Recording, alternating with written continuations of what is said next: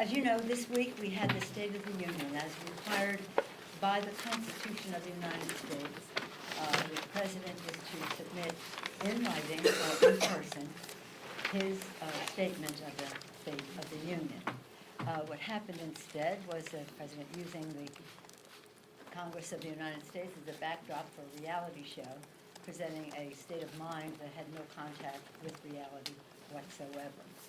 It was quite appalling to hear the President say the 150 at least million families in America that are faced with pre-existing medical conditions about a benefit that is afforded to them in the Affordable Care Act, that he was protecting that benefit, when in fact he has done everything to dismantle it. In fact, we are fighting him in the courts right now to preserve that benefit. That misrepresentation is appalling and so clearly untrue. And next he talked about another issue of concern to America's working families, the issue of the cost of prescription drugs. As I've said to you before, I've seen grown men cry across the country when it comes to the fact that they cannot afford the prescription drugs and meet their other obligations to their families. And we had talked about negotiating for lower prices. That's the only way you're going to get lower prices. During the campaign, the President said he was going to negotiate like crazy. I think like crazy means maybe not at all. I've said that to you before, because the President's statements have sent farmer stocks soaring. And for him to represent that he was working on that. We had been working on it. We were hopeful to get something done. I guess farmer must have stepped in. And then he talked about saving Medicare and Social Security, when in fact, in his budget, the 220 budget that he submitted, $2 trillion was decreased in Medicare and Medicaid combined, including to, in terms of Social Security, reduce the disability benefit in Social Security. So these, one thing or another, right to the kitchen table of America's working families to serve up these falsehoods. But appalling also was when he was trying to discredit the triumph of the Obama administration on the economy. And I've given you a paper on this put out by the Joint Economic Committee under the leadership of Don Beyer, our House Vice Chair, on that. And it talks about all the things, job creation and the rest. But to succinctly put it, when President Obama came into office, the unemployment rate was 10%. When he left, it was 5%. So President Trump did not inherit, he inherited a momentum of job creation. When President Obama came into office, the stock market was at 6,000. When he left, it was at 18,000. Again, momentum that the administration is able to build, not enough. During the 8 years of President Obama's presidency, he reduced the deficit by $1 trillion. Instead, this administration is increasing the $1 trillion. And of course, their tax scam for 83% of the benefits going to the top 1%. They increased the national debt by $2 trillion. And therefore, they tried to pay for itself, but instead they went to Medicare and Medicaid to try to pay for that. But we're not doing that. And then during the 8 years of when President Bush was president, the job growth was slow. Under President Obama, we gained more than 14 million private sector jobs. And during his presidency, more than, and that is far more in the prorated in terms of years than what this president has created. A momentum, a path of $14 million is not a mess, Mr. President. And then during the presidency, we rescued the auto industry and all that brought back to the economy. And during the administration, more than 20 million people were afforded quality, affordable health care. But more, in addition to that, 150 million families with pre-existing conditions got a new benefit that enabled them to have access to health care as well as other benefits of no lifetime limit, no annual limit. Child is up until 26 years old can stay in the benefit. Being a woman, no longer pre-existing condition. So when he talks about, oh, I'm going to make health care, the fact is he did not inherit a mess. He inherited a momentum of growth in our economy. And many more statistics are in it that I hope you will read because it was appalling to hear him try to take credit for something that he, and call what President Obama did a mess that he inherited, when in fact it was a great advantage to the country that President Obama's policies took us to that very positive place of growth and of job creation and deficit reduction. When I talk to my members and they have ideas, I always say, what does your idea do for growth, for the creation of good paying jobs, and reducing the deficit? Let's see how it meets those standards. What the president has done is not that. And so for him to make it as if he did all this stuff, he still hasn't even matched President Obama's growth in the stock market, if you call that a measure of success. And in some respects, it's a good indicator, but it's not an indicator of what's happening at the kitchen tables of America's working families, where they're concerned about the fact that many of them have not received a raise in a very long time, that 40% of them could not find $500 for an emergency. The president goes on and saying, oh, many more, because of all my growth, many more people are not on food stamps. No, you kicked them off. And you know, people are not taking advantage of this. No, you kicked them off. And that just isn't a fair thing to do in our economy. So it was, in my view, a manifesto of mistruths, falsehoods, blatantly, really dangerous to the well-being of the American people if they believe what he said. So again, we do not want chamber of the House of Representatives to be used as a backdrop for one of these reality shows with unreality in his presentation. And by the way, a serious breach to start shouting 4 more years on the floor of the House. Totally inappropriate. We're very excited about how we're going forward to honor our promises to the American people. For the people, we're going to lower the cost of health care by lowering the cost of prescription drugs. And we're on our path to H.R. 3. Saw people holding up the H.R. 3. Maybe just 3 benefits from it people should know. That it will lower the cost of prescription drugs for them. It will also increase benefits in Medicare, dental, hearing, and vision, and the expansion of Medicare, which is the biggest expansion since its inception. That benefit will apply to not only Medicare, the reduction in cost will not only apply to Medicare, but to all other insurance plans for prescription drugs. We're very excited about H.R. 3. Lower health care costs by lowering the cost of prescription drugs and protecting pre-existing medical condition benefit. Secondly, bigger paychecks, building the infrastructure of America in a green, resilient way. We thought we were in a good place on both of those scores with the president because we had negotiated with the White House on H.R. 3 until the president decided to go with pharma instead of with the American people. Thought we were in a good path in negotiating with the administration on what the infrastructure bill would contain. Last night he talked about rural broadband. He didn't even know what that was when we were first talking about it. They're just roads and stuff, roads, bridges, water, broadband, and the rest. And so bigger paychecks, he talked about some mini plan. He sent over a $200 billion plan, which he then said is a bad plan. It is. It's too small and too much burden on the locality. So we have really important, and then of course our third agenda, lower health care costs, bigger paychecks, cleaner government. We think we have a shot with them in the first 2, but not on the third, cleaner government. No, that's not something that he or the Republicans have as a value. So yesterday the Senate acted, first time in history, that a senator has voted against his own president in a decision regarding impeachment. God bless him for his courage.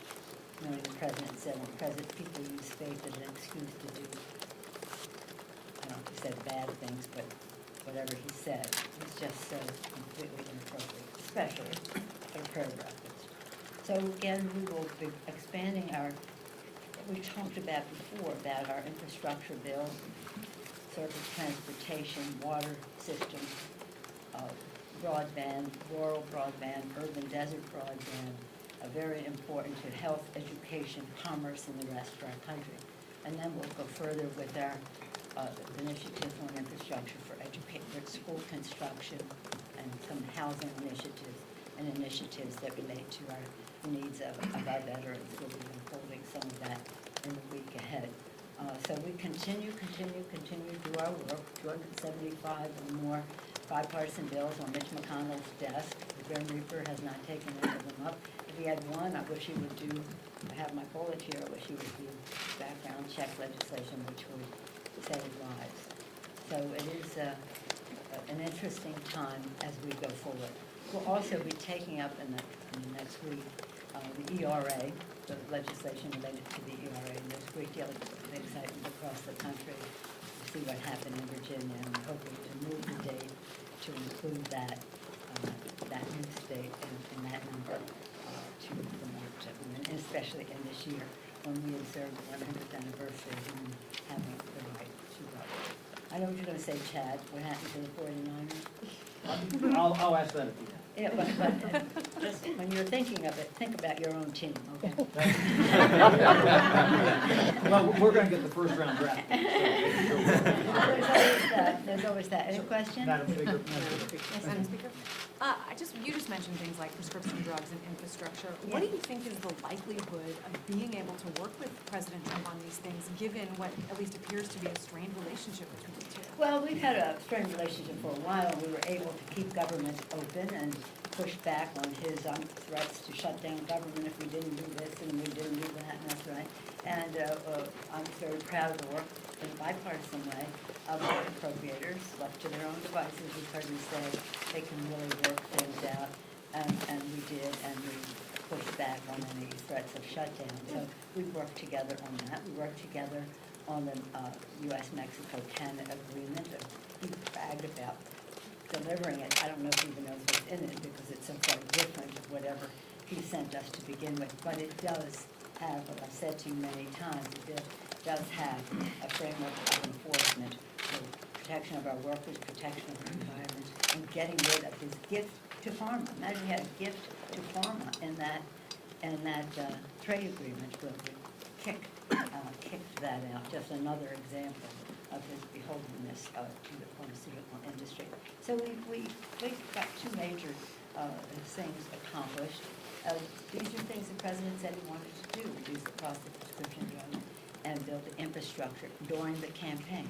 Especially infrastructure. I hardly ever had a conversation with him when he wasn't talking about infrastructure. I think he really wants that. I think he knows our country needs that, and I hope that we were almost there, and then trying to pay for it, and then he was like out the door.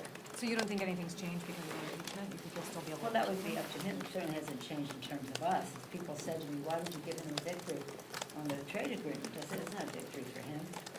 Not to do that for the benefit it provides for our farmers, our manufacturers, our workers in our country, our hemisphere, I think would be wrong. I mean, he just wasn't that important that we would walk away from what they were conceding to us.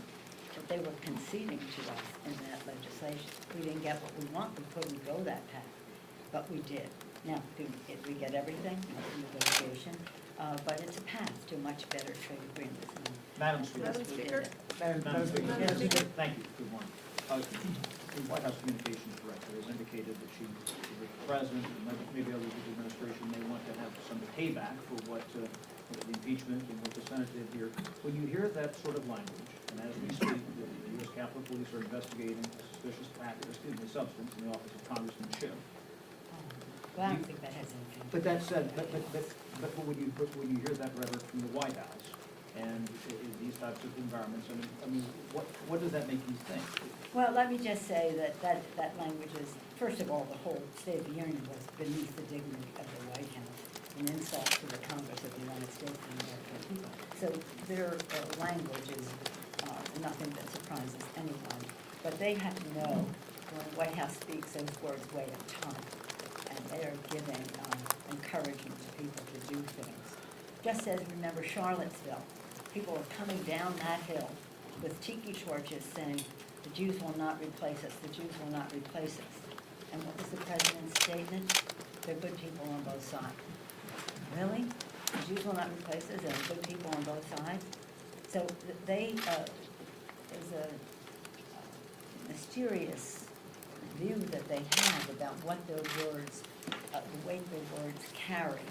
And there are people out there who, for whatever purpose, I know I'm constantly, I don't want to even go into the target that I am because of them, but I can't worry about that. But that was there even before them, just working with President Obama stirred up some of those same people.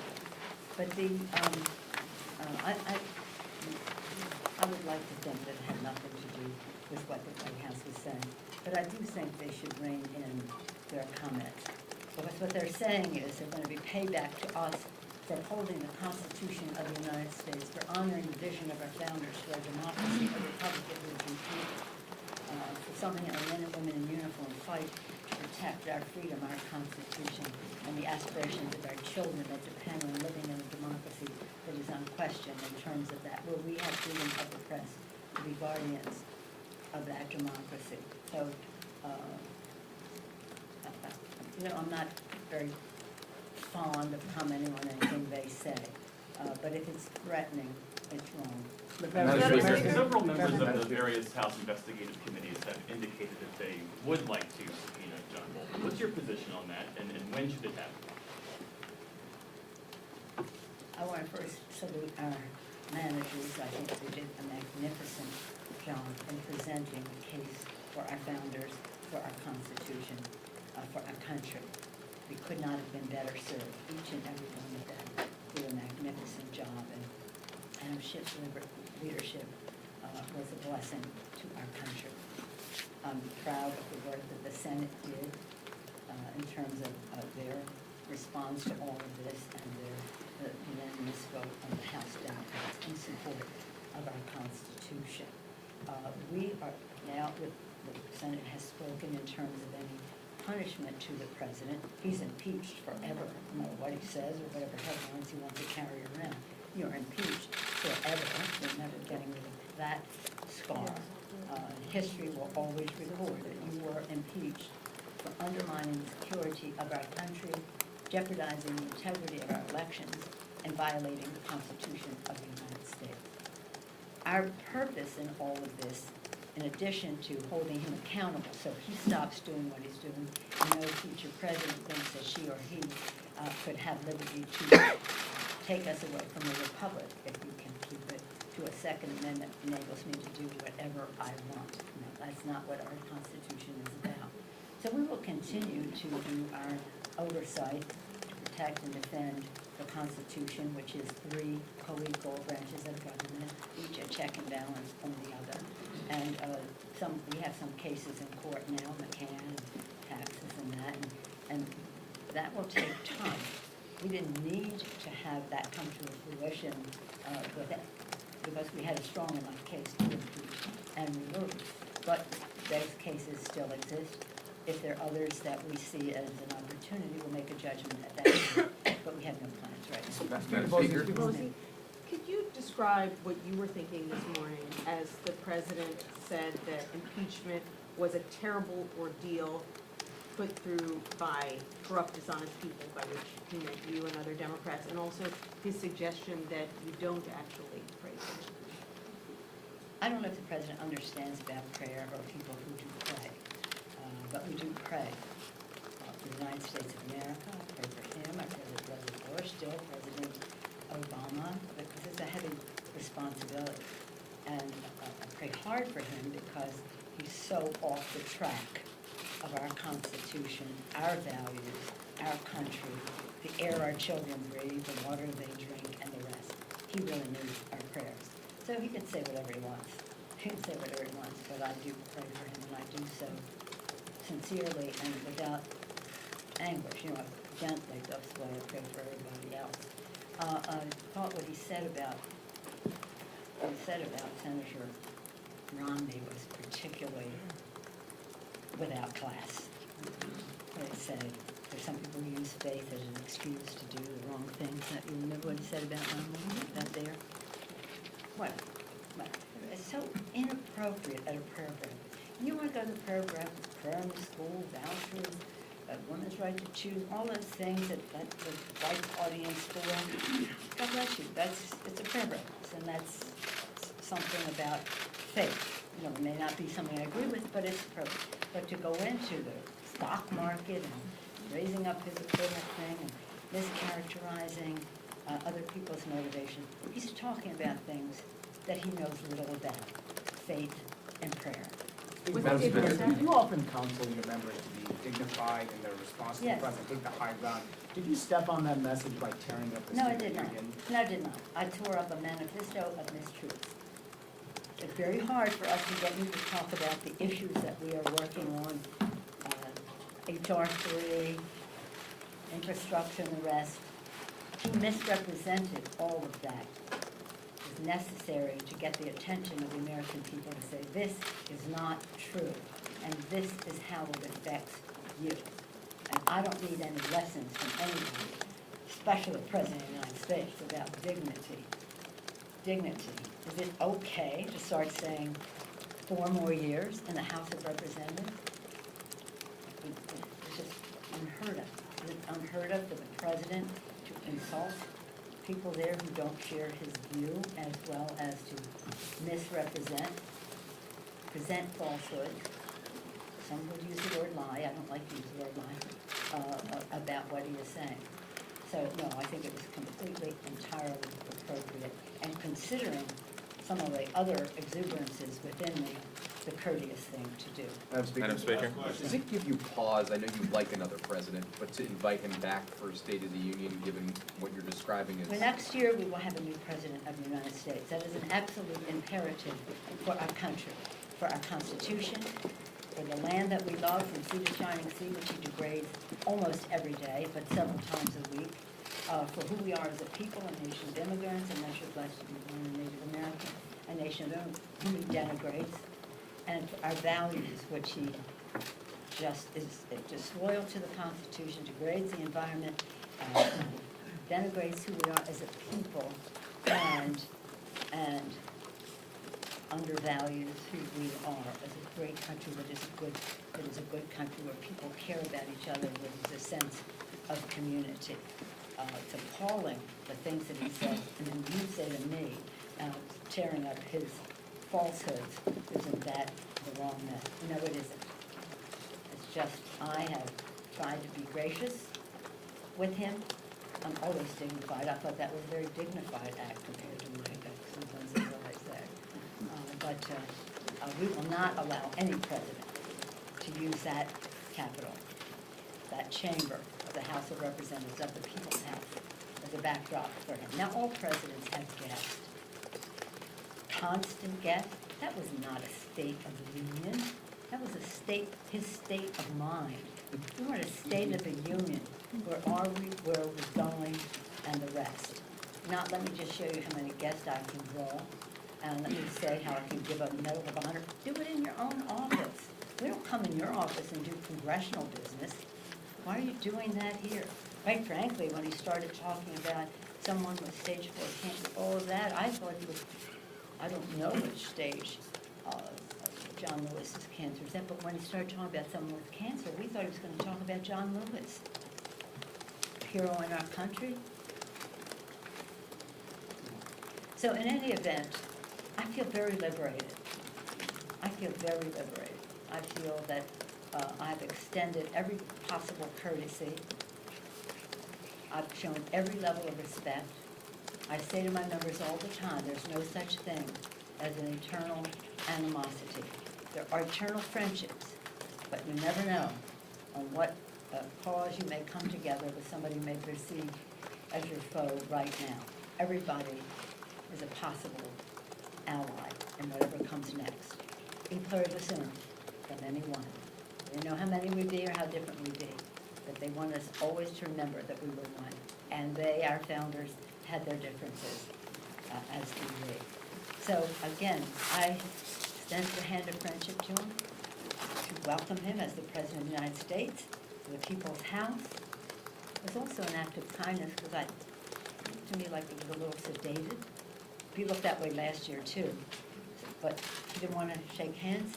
That was that. That meant nothing to me. It had nothing to do with my tearing up. That came much later, and you know, a speed reader, I just went right through that thing. So I knew what was coming when I saw the compilation of falsehoods. But then when I heard like the first quarter or third, then I started to think there has to be something that clearly indicates to the American people that this is not the truth. And he shredded the truth in his speech, shredding the Constitution in his conduct. I shredded his State of Mind address. Thank you all very much. Just to be clear, you were offended by Russia.